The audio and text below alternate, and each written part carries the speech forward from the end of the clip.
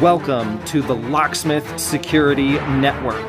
LSN is your powerful resource, hosted by Wayne Winton for all things locksmith and security.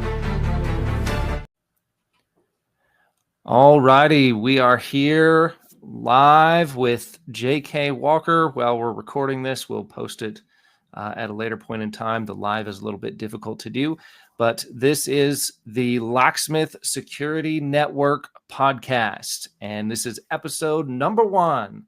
So I have a very special guest today. Mr. J.K. Walker is going to join us and talk about some fun stuff. Go ahead and tell us a little bit about yourself. Well, for you of those out there who may not know who I am, my name is J.K. Walker. I started out in this industry as a mobile diagnostic guy, and then slowly transformed into locksmithing. Later in my career, I got into software development and creating programs like ECU Hero, which is a program that we developed that allows you to do flashing and cloning on Chrysler modules and things like that. So a lot of the times where we get challenged with these solutions in the aftermarket that the OEMs don't want us to use modules, we develop techniques to make that easy for technicians and locksmiths out there in the field, so they can recycle these modules and we can have some kind of sustainability. Oh, great, cool, awesome, thank you. And do you have your own locksmith company as well, or? Yeah, so you may ever see JK not a locksmith, we say, right? So actually is what I have my company's called Mobile Automotive Diagnostics. So like I said, I started out, I was doing programming, right? I was kind of the guy that I would go and offer those dealership services to vehicles in my area. And then around the time of, when COVID came around, it just got to a necessity where I needed those things and I needed them now. So is what we done is, I started to learn this and I started to just deep dive into it. And, I've got great locksmiths in the area, those guys that I worked with for years and years. And, it just became a necessity where I was starting to depend on a locksmith so much that I moved into locksmithing. And now I do a lot of locksmithing, and, it's a really good field. It's really competitive. And I just love the newness of it, right? I love there's so much to learn and there's so much to take in, and it's always a challenge. And I think that's one of the greatest things about locksmithing is it requires a bunch of different skill sets. Right. Yeah, it absolutely does. It certainly does. So that's great. I appreciate all that background. We're going to just go ahead and dive in, and this is going to be a different kind of podcast. We're really going to not be afraid to dive in and talk about the subjects that are highly controversial. And I want everybody listening to just take it for what it is. And if you're not mature enough to listen to what two people have to say without, just forming your own opinions and just, wanting to cuss everybody out, then this isn't really the podcast for you. This is an open platform to where we can discuss different ideas, and everybody has different ideas, but we're not all going to be agreeing on everything. It's not all going to be the same. And when we talk about industry regulation and scammers and licensing and, all of that different stuff, it's going to get some tempers flared, and it's going to, affect some people differently. So I just ask that people really give it a chance and also learn how to understand things from both points of view. There's always there's two slices to it. There's two sides, no matter how thin you slice it. There's always going to be two sides to that story. And so let's just go ahead and talk about some of the industry regulation. What are your opinions on that? Where do you come from on that? And some of the background as to why. Well, depends on which side of the regulation you're looking at. I mean, we have different regulation. We have regulation at the state level. We have regulation, through some of these trade associations and things like that. So I guess if we started maybe at a state level and we kind of take a look at what's going on. I'm in Tennessee. We're not a licensed locksmith state. We used to have licensing, as a lot of states used to have licensing, But is what we're starting to see in a lot of these states is they're actually starting to pull those licensing requirements. I mean, there was at one time in the state of Tennessee that you couldn't cut hair if you had a criminal background. And, is what they've started to do, it looks like these legislators, is they've went in and they've said, hey, are we creating barriers of entry to get into the market? Because that's one of the things we've really got to look when we look at regulation, is not only how it affects us currently right now, but how does it affect the next 10 years? How does it affect the next 20 years, the 30 years? Could we take regulation and somehow make ourselves the last of the Mohicans? And then, we're left with nobody to inherit our profession. Right. Yeah. It does get very, very heated, and some people are very much for licensing and regulation. Some people are very much against it. They think that it infringes upon their rights. We have, we have some states that are licensed and some states that are not licensed. And there's not a whole lot that we can really do about that. It's kind of up to the state and the regulators of that state as to how they want to run that. I think one of the biggest problems is if there is going to be some kind of licensing and regulation, the number one thing is that it has to be enforced properly, and it has to be enforced evenly across the board, and it has to be fair for everybody involved. Otherwise, there's no point. If there's no consequences for not following the regulations, then what's the point of it? Right. I hear that a lot in like Texas is a big place where I just hear it a lot. And we teach down in Texas quite a bit. And there's the Texas Locksmith Association. There's a lot of different moving parts there. And one of the biggest complaints that I hear is, okay, they put the regulation in place. I pay my money. The scammers don't pay their money, and they're still operating free and clear. But I just have to now pay this extra tax, if you will, or this extra fee that they don't have to pay. And it just, that's kind of one of the main portions of contention there. So what are your opinions on that? Well, I hear the same thing out there from people in the industry. If you're in a locksmith licensing state, well, then of course you need to adhere by those standards that are put by the state. I believe that the states, they have pretty good jurisdiction of what's going to look at. You've got to look when states pass laws, they just, people think that these states, they just go pass these laws and it's just like, we're going to do what we want to do. We're going to pass this law, but that's really not the case. These laws go in front of committees. They go in front of subcommittees. They have economists look at this, see how it's going to affect the thing. But, a lot of the problem, the same stuff I hear from you, from people in Texas, from people in North Carolina, from people in these licensing states, is that if I have to play by the rules, everybody should have to play by the rules. And it seems like the enforcement of that is just so laxed. And the enforcement, whoever's in charge of the enforcement, it seems like it's a tax. It becomes a tax on the people that play by the rules.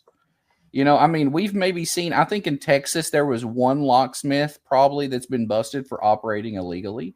I'm sure there's more. I don't know. I'm not in Texas. I don't see that every day. I know when I was down there for the TLA show, I put in one of these calls just to kind of see what happens when people call some of these places and see the practices that are used. And then, of course, people show up in unmarked vans. They don't have their Texas locksmith license number on the van. I know that's part of the procedure there.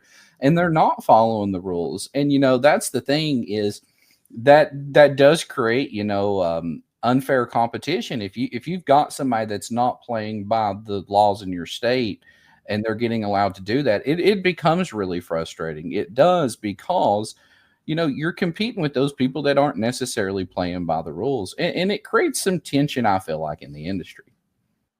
Absolutely. It does create a lot of tension. And, like I said, there's a lot of people that, they're the don't tread on me, just, I want to be left alone. I don't want to be regulated. I don't need it. And yet again, if you're going to be paying into these things, then there need to be some consequences and repercussions for not doing so, because otherwise the people who are abiding by the rules are the only ones that really get penalized through the fees and through the taxes and through everything else. So I really think that there's not there's not one great solution that's just going to make everybody happy. I mean, there's just not. Let's identify the problems, and then let's identify some possible solutions to those problems. Colorado is not a licensed state, and that's okay. I'm very glad and I'm very thankful for that. And some other states are. And sometimes you have to go through an apprenticeship, and you have to do a ludicrous amount of work to actually get that license. And for somebody to just bypass all of that and just say, hey, I'm just going to start running calls and taking people's money and not go through those proper procedures and protocol, that is where the people that get so frustrated that can't hardly have a civil conversation like the one we're having, that's the reason they get so bent out of shape, because of that unfairness, because it's not applying to everybody equally. And that seems like where the real problem is. I think there would be a lot more people actually on board, and maybe even for licensing, if it was stated that, look, this is the way that we're going to do it. If you report somebody, they will be investigated. There will be legal action if they do not comply with all of the rules and regulations that are in place. And there will be some serious consequences that come from that if you're caught doing so. I think that would really bring people along, but it's just so hard to do. It's just so hard to manage. I mean, the legislators and the people, law enforcement, for crying out loud, doesn't even know what they're looking for. One of the biggest things that will come up when we start talking about locksmith scams and scammers is, what is the scammer? What is a locksmith scam? I mean, go ahead and give us your definition, if you will. Well, that's the thing is I've not had as much experience with the scammers in my area here. I will say, like, we're not a big metropolitan area. You're going to see that in bigger areas. But I feel like that term scammer has been thrown around, very loosely. I don't believe everyone that gets labeled as a scammer may be a scammer, because I feel like you have a couple different categories of people, right? We have scammers that are using, tactics that are not right. They're going and they say, oh, we're going to do this, and then they drill the lockout on the house, when of course we know that's something that could be picked, right? Or maybe they don't have the skill set to perform that function. And then we have guys that just do things cheap, and then some guys call those guys scammers. And it falls into this category of it seems like it's really hard to define what a scammer is. And it's frustrating, right? The biggest thing is none of us want to be salespeople. And, when I look at the scammers, I really look at what they're doing, and I go, I see how they're selling, right? So is what their method is they use. And some people call it a bait and switch, and some people call it that. But the reality of it is they use a method that's used all around the automotive industry, right? They don't sell. And if you ever call these people or talk to these people, they don't really sell you the job. Mm-hmm. And that's where the biggest mistake I see with locksmiths, because, you've heard it. We've been at the shows. They pick up their phone, locksmith, and that's how they answer the phone, right? And some of that customer service has been lost. When you call these scammers, there are big call centers and things like that. You get someone that answers the phone, and you get what you're used to getting of a sales experience at a lot of places. Hey, how's it going? What's your name? Can I get your name? Okay. Hey, and if this call gets disconnected, can I get your number? So now we've got the customer's name, we got the number, we know who they are, but also we start to ask them a little bit of questions, and they don't give them a price. And some people say that's bait and switch, some's not. Now, if they lead with it's only going to be $59.95, and of course they come out and it turns into a $500 bill, and they have to drill the lockout in your house, of course, yes, that is a deceptive practice. But is what I try to tell people is, instead of getting mad at the scammers, because you can't do, and I'm not saying you can't do anything, right? But instead of getting upset with the scammers and starting to call for regulation, because that's what we see. It's like people just welcome any regulation on the industry they can now, because they think it's going to solve this problem with the scammers, right?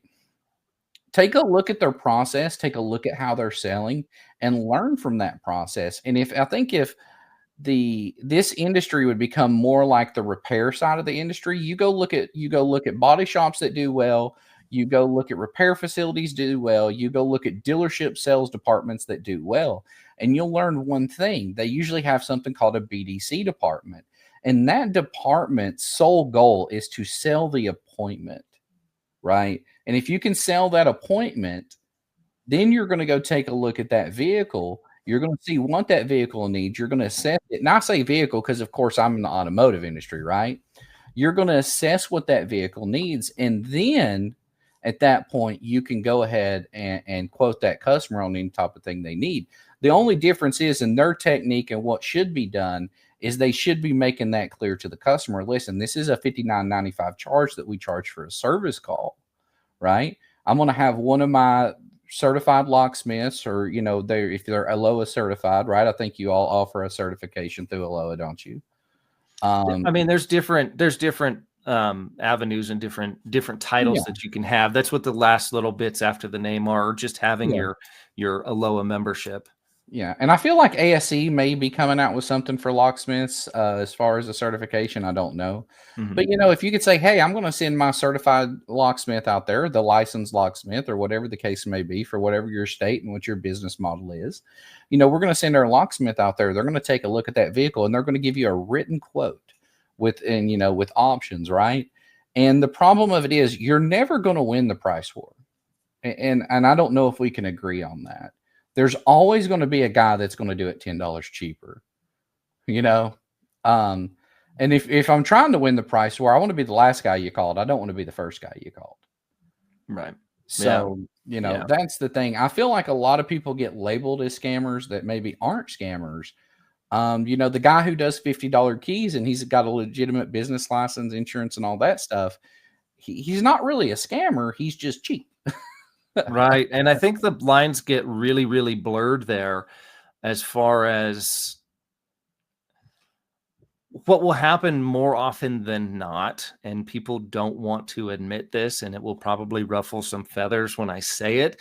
But just because you don't agree with the other person's business practices doesn't automatically qualify them as a scammer. Just because you don't like the price that they charge, just because you don't like the van that they drive, just because you don't like the way that they operate and run their business, doesn't automatically put them into a classification that actually qualifies them as a scam, which is actually really harming the industry.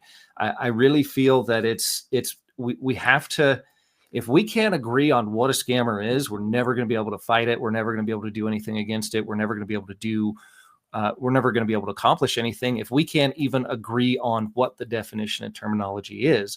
So I would really bring it back to false bait and switch, false advertising, because that is illegal. That is, false advertising. You can't say you're going to get your car opened for $19.99 and then charge them $600 and not have some kind of bait and switch tactic there.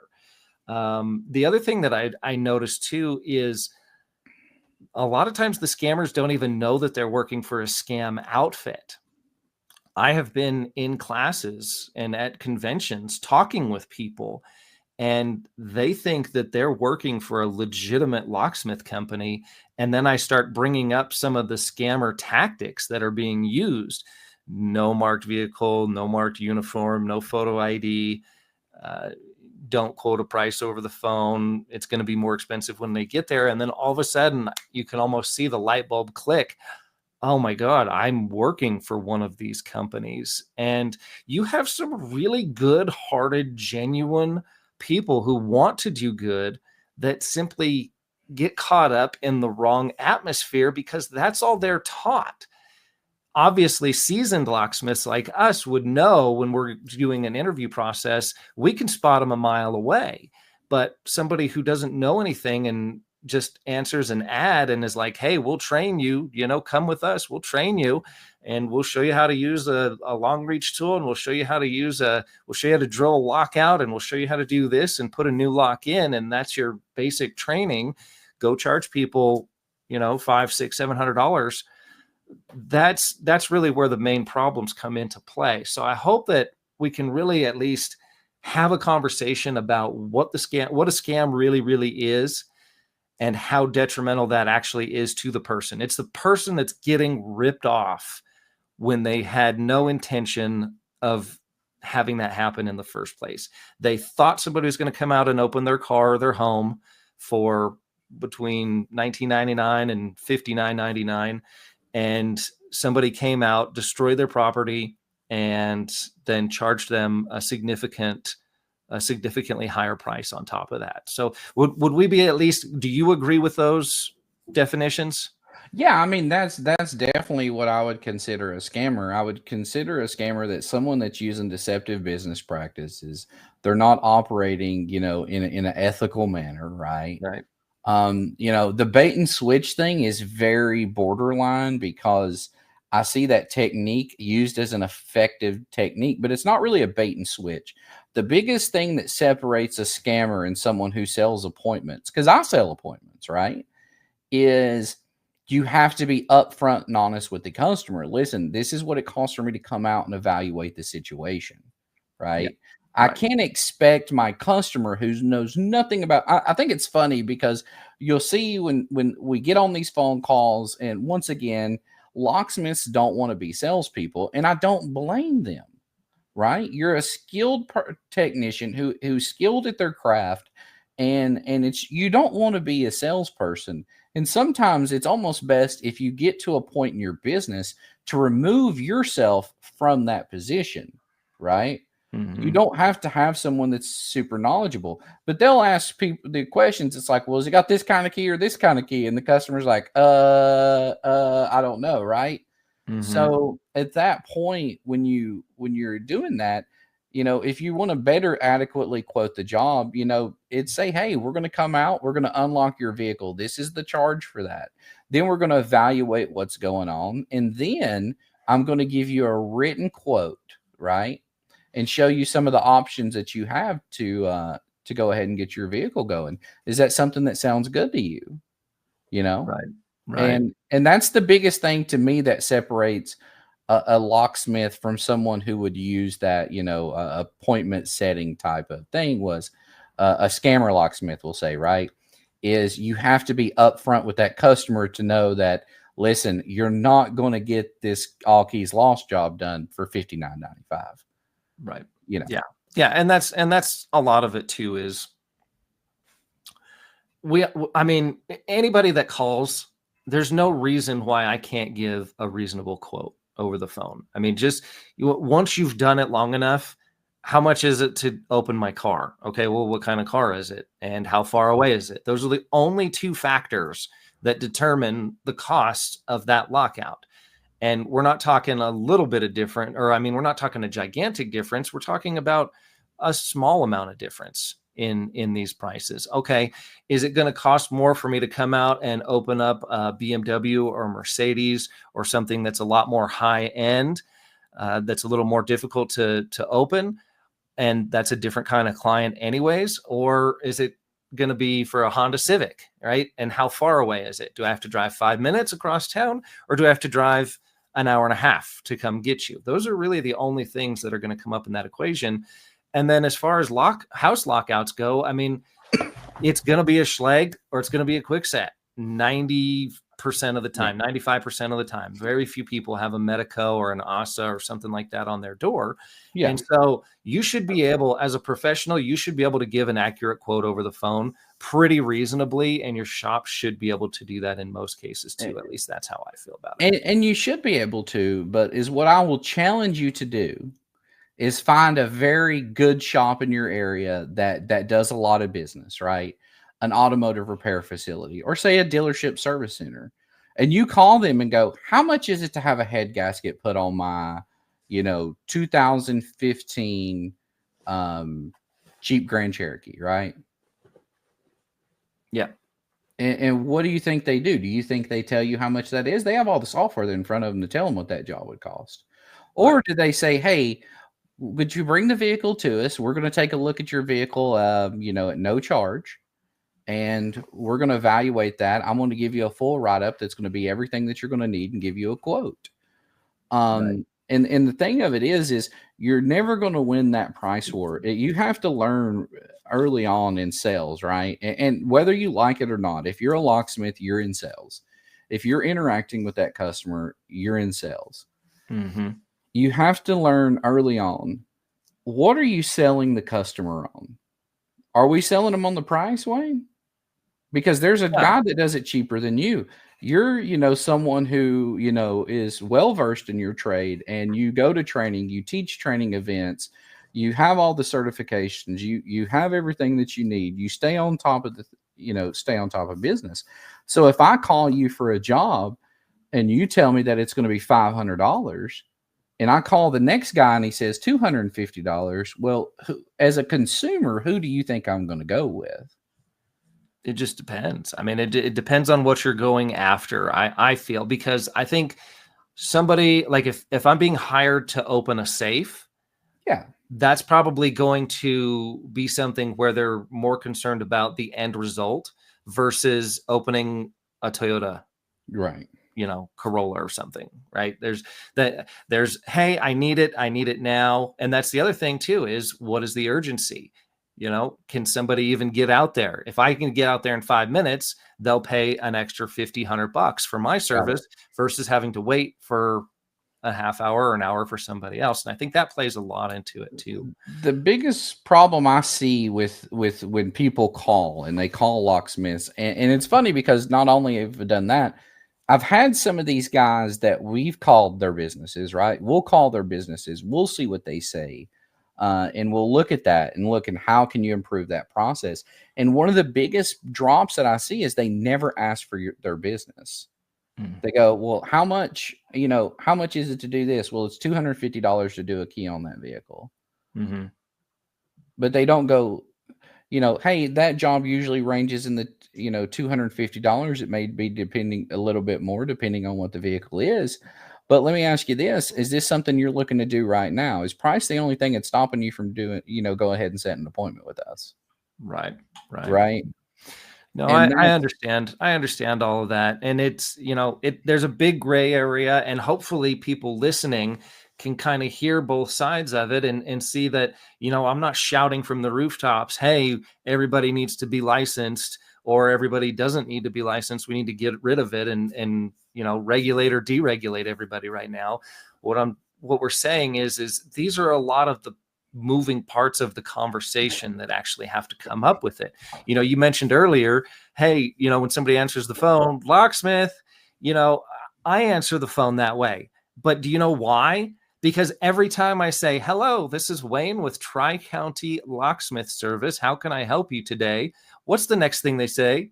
Is this a locksmith? Is this a locksmith? Right. Yeah. And so it's like, I'm not wasting my words to do that again. And I try and get the conversation over to text message as fast as possible. Hello. Yes, you've got a locksmith on the line. What service do you need? Is it an emergency? Great. I'm going to send you a text message. I need all your contact information. Thanks. Bye. Click. That does two things. It makes them give me the information, so they're doing the work and they're sending the accurate information. And B, that frees up my phone line for another phone call to come in so that I can talk to them and get another call lined up after that one. And I totally get that. And, they're going to these guys are going to absolutely drag me in the comments. And I already know they're going to, because, I am controversial on a lot of subjects. But the issue with it is you can't lose the salesmanship, right? You are in a service industry, and part of that is servicing. And it seems like a lot of the frustration comes from these guys is most of the people in the industry, either they're a one-man outfit or they're a small outfit, right? And they've just not grown to the scale to where they have someone to answer the phone, where they have someone to deal with that customer, where they actually have the time to dedicate into that customer. And, when you're in the sales industry, it's kind of the difference in being, and I say this, and I don't mean to offend you. There's two types of salespeople. Either you're a salesperson or you're a serial killer, right? And the difference of it is a salesperson take someone who's maybe is on the edge of wanting to buy something or needing a service or whatever, and they've not made up their decision, and they convince that person of why they need to do business with them. Or you have a serial killer, and a serial killer plays the numbers game, and they just sit around and they wait on victims, unsuspecting people that will just say yes because they need it done, or they're in a position where they have no other choices. Right. And then that's why, who was it? I think it's Warren Buffett, when he says, when the tides go out, you'll find out who's skinny dipping, right? Right. So the thing of it is the problem is we get really busy, right? We get really busy and we lose the salesmanship, because when we get really busy and we get, overflowed with work, we lose the salesmanship because, well, of course, we don't have time to spend with each one of those customers, right? We start to skip steps in the sales process. We don't build rapport with the customer. We don't build value in our product. We don't build value in who we are as a business. But then when the tides start to roll out and business slows down, because, I mean, if you're in this business, I'm sure you have you got weeks where you can't answer another phone call. And then you'll have weeks where maybe the phone calls don't roll in as much. It's very, wishy-washy sometimes of how it goes. The economy affects it, different things affect that. But the issue is you have to train yourself to get out of that mindset that it's okay to skip steps, that it's okay to not build value in your product, that it's okay not to build value with the customer, not to build rapport with that customer. Because at the end of the day, there's so many options out there to who they can have keys made by. There's so many options of who can service their business. But they're going to do business with you, not always because of price. Right. Price is the easiest thing in the world. And that's why I always tell people, if price is the only reason, you're not doing business with me today, then, that's not a worry to me, because price, we can justify the price. Yeah. I want to make sure if you're doing business with me, it's because you trust me and you know that I'm going to do a good job. That's what I care about. I care about the customer service aspect of it. And we can't lose that. Even though we're skilled professionals, even though we don't want to do it, we have to force ourselves down there. If not, we become this behavior of where we start to welcome regulation, right? And one of the hardest parts that you ever have to do as a business in order to get better at what you're doing is you have to be able to say, what I'm doing right now isn't working. What can I do to make myself better? Yeah. If you can take all the blame that you blame everybody else in the industry for your downfalls, and you can channel that blame toward yourself, you're going to grow as a businessman. You're going to grow as a person, and you're going to start to realize that the only person's fault if your business is failing is your fault. Your own. Yep. Yeah. And that's what everybody wants to point the finger. Well, the licensing, we can't make it because the licensing is too expensive. We can't make it because the scammers are taking all of our business. We can't make it because XYZ, whatever it is.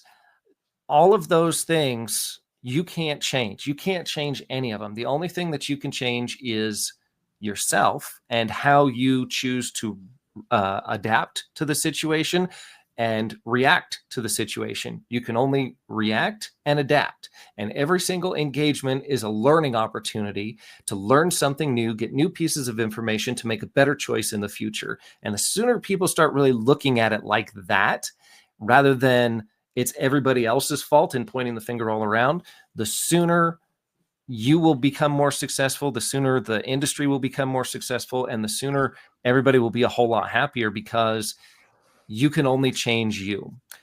We've been on for about a little over 30 minutes, and I do want to touch on just briefly, but one of our other controversial subjects is NASTF. So what are your opinions on that? And let's just try and be, I know people are going to get in an uproar. And they will. It is what it is. We just need to try and get some educated information out so that we can have an educated discussion. Yeah. So kind of leading in from what you said there is, we have to learn as an industry, right? Is that I love Aloha, right? But Aloha is not going to save us.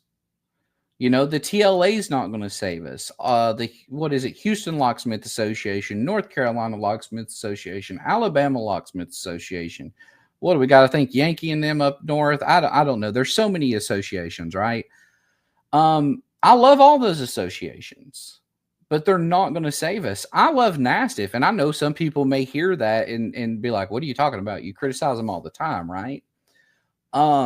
But I love all those associations, but is what people have to realize is these associations can't save us from ourselves, right? They're there to help. They're there to aid, and they're there to offer support. But you have to do the lion's share of the work. If you think that they're going to save you and you're waiting for the white knight to ride in on the horse and scoop you up and save you, it ain't happening. No. And that's the thing, and that's what I see, and that's my biggest problem. And when we started looking at the scan tool validation program, and we started looking at all this stuff, and people are like, "Why does JK oppose this so much?" One of the biggest reasons of it is it seems like everybody's argument always goes to some anti-competitive type thing, right? You know, you'll get into, you know, we'll debate this stuff, and I love to debate, and I don't care to debate this with you all day long. We'll debate in the comment section, whatever the case may be. But you can't welcome regulation because you think it's going to take out your competition. It's going to get rid of the guy who does cheap keys, because, like, you know, some of these scammers are licensed. Some of these scammers do have these certifications, right? We've seen that before. So if you think that regulation is going to save you, it's not, because here's the problem. The scammers are way more organized than you and me. Oh, yeah. Right? Yep. They're way more organized at it. They've got better at Google. They're way better at social media optimizing. They're way better. They're better at everything except for being a locksmith. Yeah. So, and my biggest issue is with NASTF. Like I said, I love NASTF. I was a supporter of NASTF for years. I still support certain aspects of the program, right? You know, I used to be there. We all used to be cool. You know, I spoke for them at the general meeting and things like that. I used to be one of the first air providers, right? I think it was like Aztec Repairify, Opus, you know, Keith over there at L1. He's one of the board members.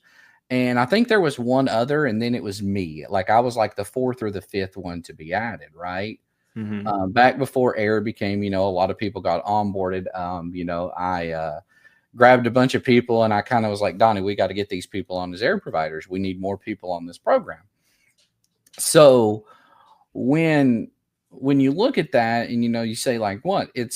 I try to tell people, and I want people to understand, it's not that I don't like NASTF or I dislike NASTF. It's just that I am going to hold them accountable just as I would hold one of my family members accountable, right? I look at an association like Aloha, and then I look at NASTF. And then I start to see some of the things that Aloha does and NASTF doesn't do. And it really concerns me, right? You know, I know Aloha, correct me if I'm wrong, if an Aloha member or whatever can request, like financial documents and financial statements, and we can see where the money goes, right? Yeah, I believe so, because it's nonprofit. Yeah, and they're the same. They're a 501c6. Mm-hmm. And then I'll look at things like there's a conflict of interest policy that, you know, that the board members have signed. And there seems to be more protections in the organization. And I like the way Aloha is set up better than NASTF, because we don't see where the money goes. We don't know where the money goes. And I'm not trying to lead anybody to believe that, you know, they're doing something illicit with the money, right? Yeah. But, you know, when I'm submitting my customers' information to you, what are they doing with it? Yeah. And, you know, and I'm not saying they're doing anything wrong with it, but if I look and I see that SDRM management is a sublet expense on their an outsourced expense on their taxes, and I see that SDRM support is an outsourced expense on their taxes, I think it's pretty safe to assume that that's a separate entity. That's a separate company, right? Yeah.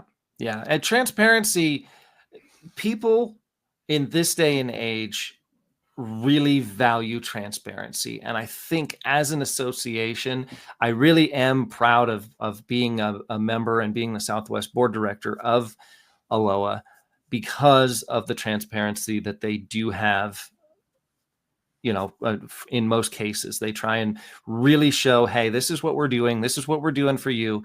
And if they're not doing something, then they're open about that too. Hey, that's just something we can't just throw money at the scammer problem. No matter how much money the whole association could use every penny that they've ever made from the beginning of time, and it wouldn't be enough to do it. It just wouldn't be enough to do it. You have to take that personal accountability in.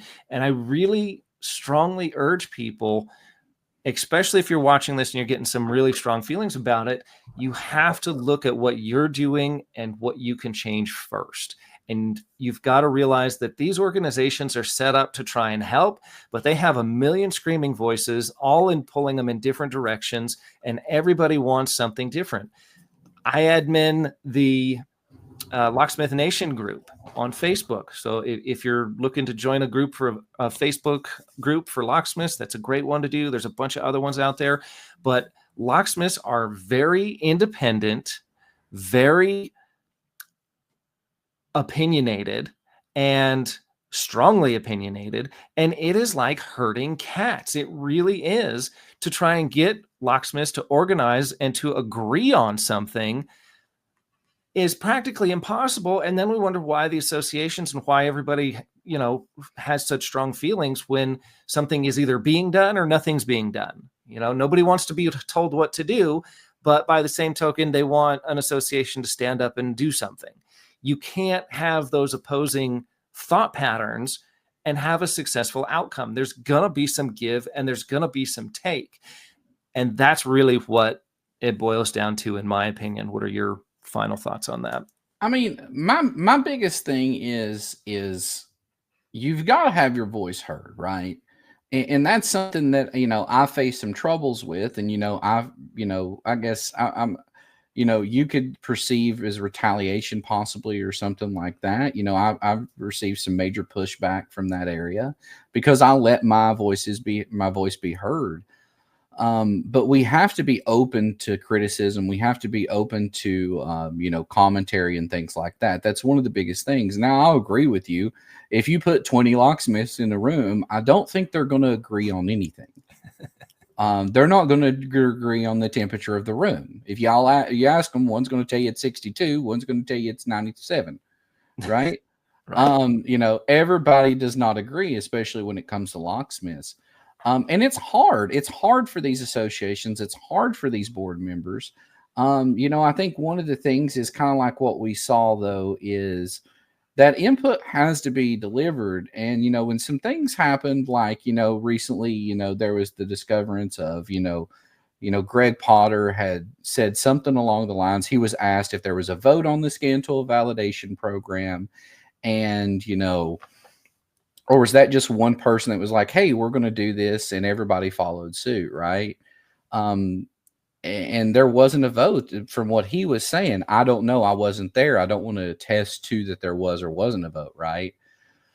But that being said, when, I heard that a board member was surprised by this regulation that was being rolled out, it really became concerning to me, right?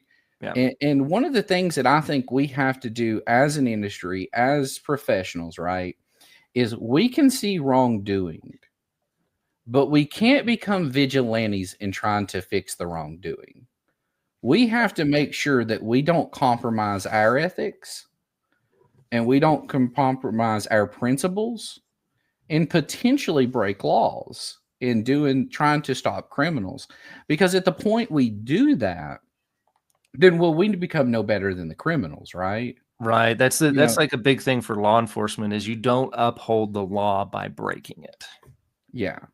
And that's another thing, we hear things like this is a joint effort for law enforcement, but we don't really see law enforcement involved in it. They don't know. They wouldn't know what to look for. We would have to educate them. Yeah. And another problem that you run into with law enforcement is law enforcement can't make laws.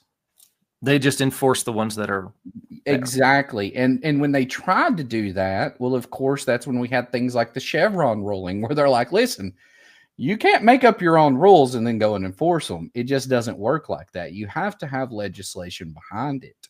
Right. And, that's one of the big things. So when people see me out here and they see me being objective to NASTF, they see me calling these things out, I want these people to understand I'm not doing this because I want to hurt NASTF or I want bad things to come to the association.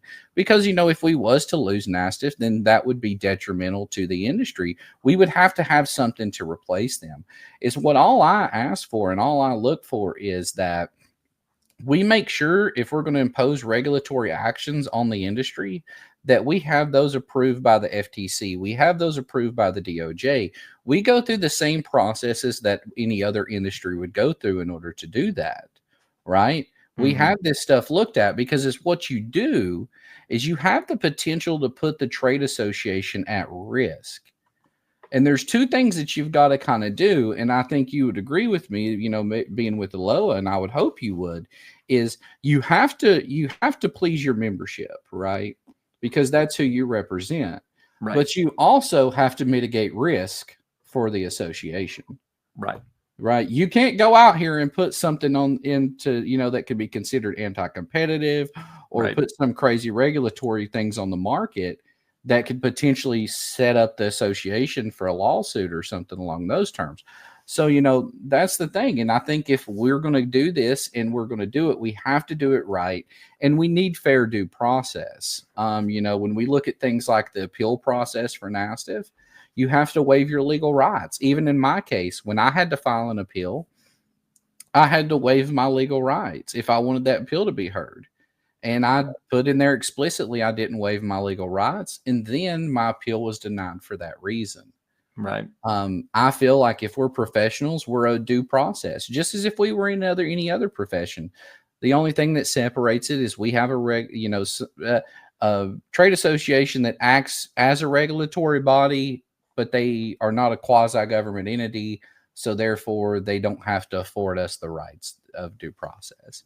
Right. So, that's kind of my gripes with it. And, I think we just need fairness. We have to make sure what we're doing is legal. We have to make sure what we're doing is fair. And we have to make sure it's the best thing for the industry. And I think a big thing that no one looks at, Wayne, is how this can affect the aftermarket industry. I mean, I think it's safe to say, Autel, AutoProPad, and the original innovators of most of this stuff, like Smart Pro or what Advanced Diagnostics, right? These guys were there for us when the OEMs weren't. Right. When we couldn't get access to things like this, they just done like me. They created processes that the dealership tools won't do.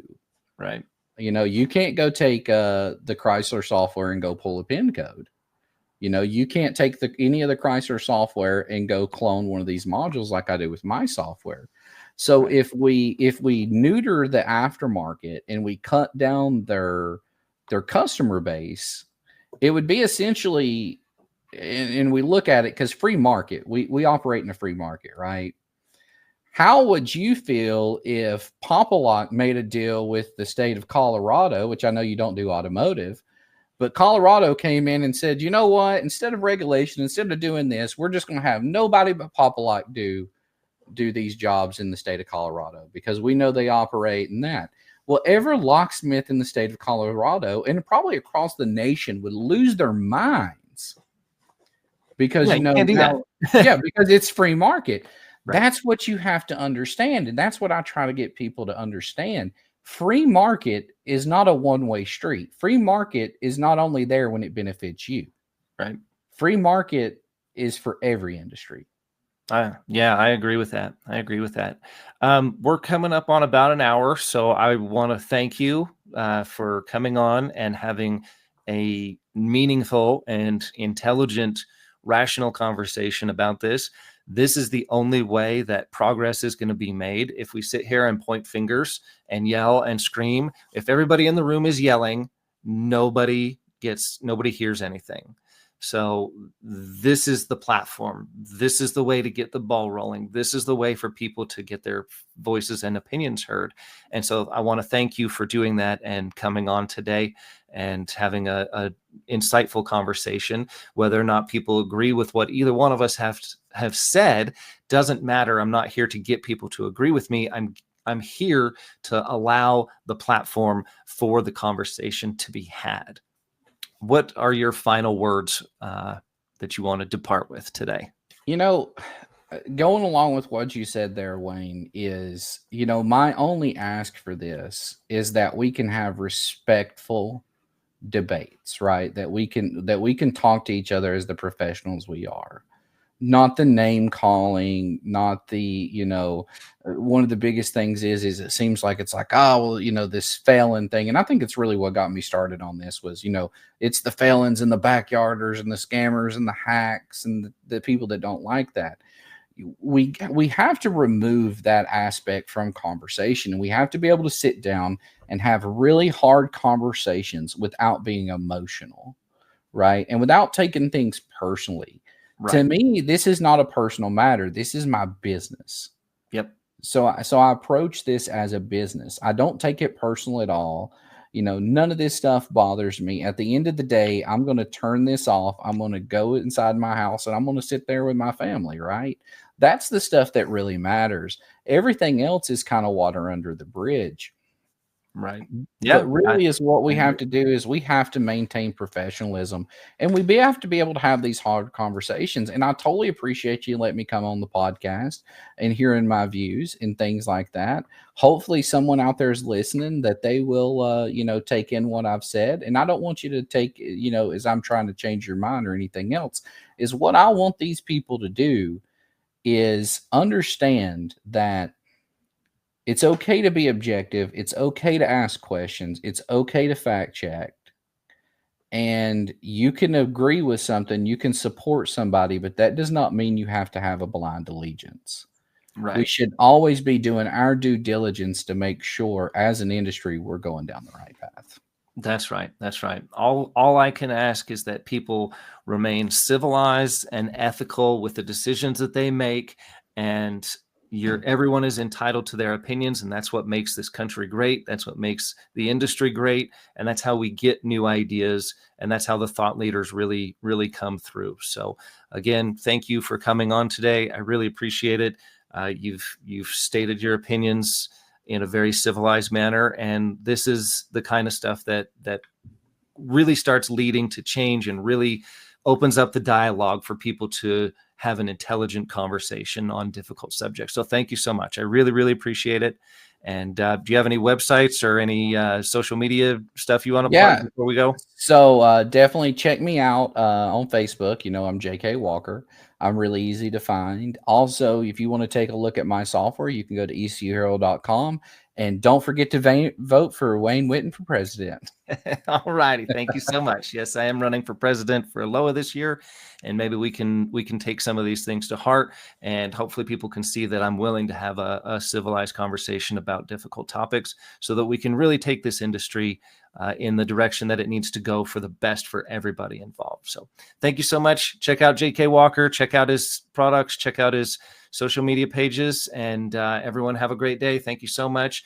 This is the Locksmith Security Network. This is the next level and the next game changer in the industry. So thank you so much. Have a wonderful day. You too, Wayne. Thanks. Welcome to the Locksmith Security Network. LSN is your powerful resource hosted by Wayne Winton for all things locksmith and security.